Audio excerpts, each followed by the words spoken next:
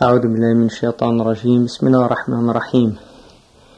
والصلاة والسلام على أشرف الأنبياء والمرسلين سيدنا وحبيبنا محمد بن عبد الله وعلى آله وصحابته ومن تبعهم بإحسان إلى يوم الدين. اللهم لا علم إلا ما علمتنا إنك أنت العليم الحكيم. اللهم علمنا ما ينفعنا وانفعنا بما علمتنا وزدنا علما. اللهم افتح علينا حكمتك وانشر علينا رحمتك يا ذا الجلال والإكرام. وصل اللهم على سيدنا محمد وعلى آله الكرام. ولا حول ولا قوة إلا بالله العلي العظيم. الحمد لله. Allah subhanahu wa ta'ala says in the Quran, يوم لا ينفع مال ولا بنون إلا من أتى الله بقلب سليم.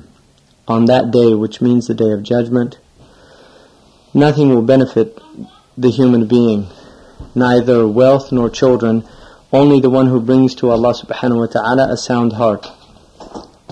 The sound heart, or al-qalb al-salim, is a heart that's free from the defects and the spiritual blemishes.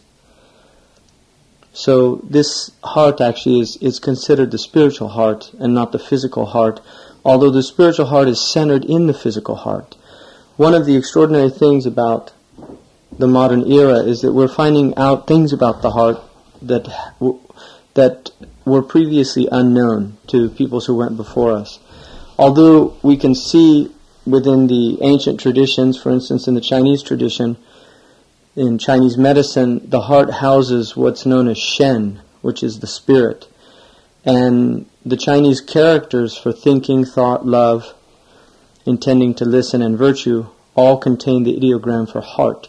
So the ancient Chinese knew that. Also, in almost every culture in the world, people use metaphors that deal with the heart. We call people in English hard-hearted people, people who have hard hearts. In other words, they're cruel people. Somebody who has a cold heart or somebody who has a warm heart.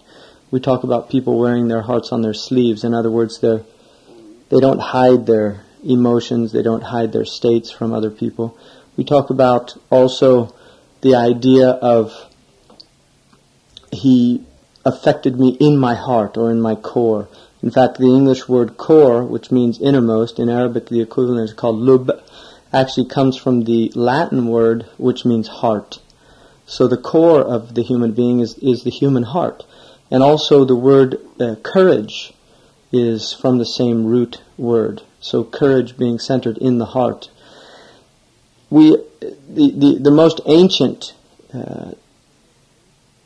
Indo-European word for heart means that which leaps.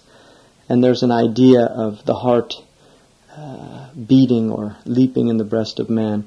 And also people say, for instance, that their heart skipped a beat when they saw somebody.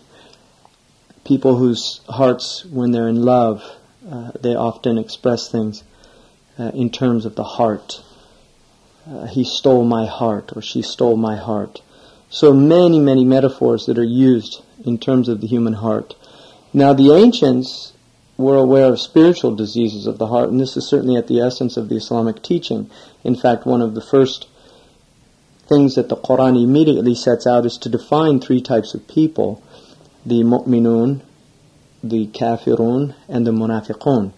The mu'minun are people whose hearts are alive, and the verse that indicates that is when Allah subhanahu wa ta'ala says, أَوَمَنْ كَانَ مَيْتًا أَوْ مَيِّتًا فَأَحْيَيْنَاهُ وَجَعَلْنَا لَهُ نُورًا يَمْشِي بِهِ فِي النَّاسِ.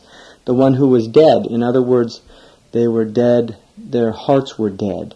And also, and so they were revived with faith, and then they were given a light that they walk with it amongst human beings. Also the hadith in which the Prophet ﷺ said, which is الفرق بين الذي يذكر الله والذي لا يذكر الله كالفرق بين الحي والميت.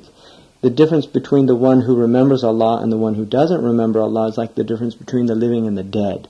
So the mu'min is somebody whose heart is alive. The kafir is somebody whose heart is dead.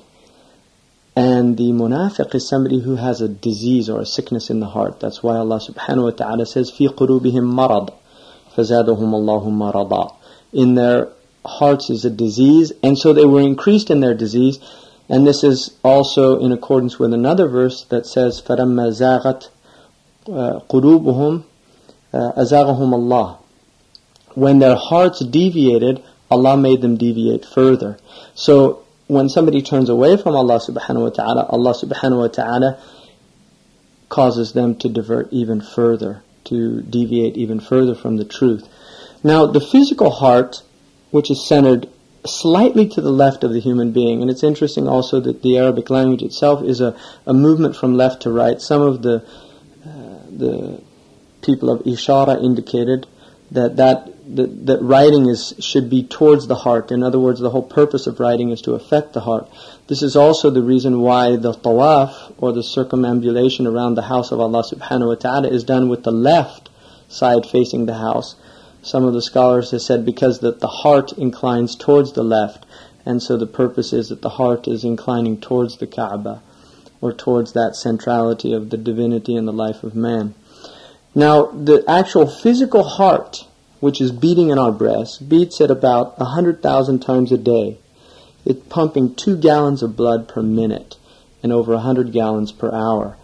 If you actually took 100 gallons of water and moved them physically with your body from one place to another, by the end of it you'd be quite exhausted. And yet this human heart is pumping 2 gallons of blood per minute, over 100 gallons per hour, 24 hours a day, 7 days a week, 365 days a year, for an entire lifetime. The vascular system that it's sending this life-giving blood is over 60,000 miles long. In other words,